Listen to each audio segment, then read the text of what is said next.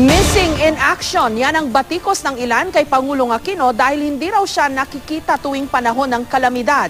Pero depensa ng Pangulo, patuloy naman ang kanyang pagmomonitor at pakikipag-ugnayan sa iba't ibang mga ahensya ng gobyerno kahit hindi siya nakapag-ikot sa mga binahang lugar.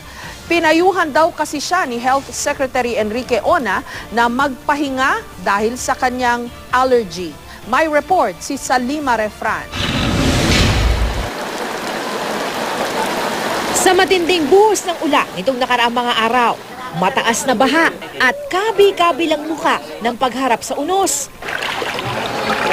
May mga nagtatanong, nasaan daw si Pangulong Aquino? Ang mga miyembro lang kasi ng kanyang gabinete ang nakitang nakaupo sa National Disaster Meeting o nangunguna sa operasyon sa mga binahang lugar. Maaalalang ang pagiging missing in action din ang batikos kay Pinoy nitong mga nakaraang panahon ng kalamidad. Ang paliwanag ng palasyo, ayaw daw ma-overshadow ng Pangulo ang mga taong nangunguna sa operasyon. Nakamonitor naman daw ang Pangulo. Kanina, nagpakita na ang Pangulo.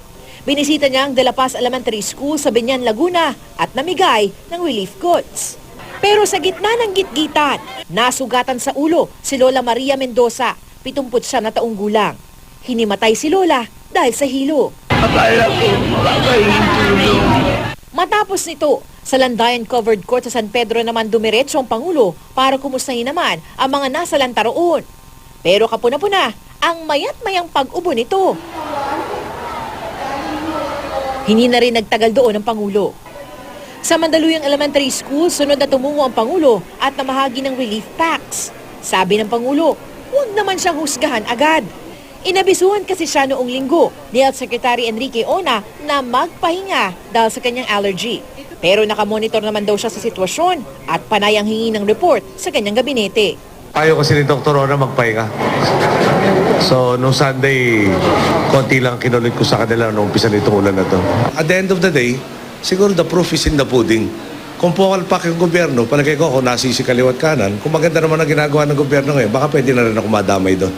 Nangako ang Pangulo na tuluyan nilang lilinisin ang mga bara sa mga waterway upang maibsan ang pagbaha.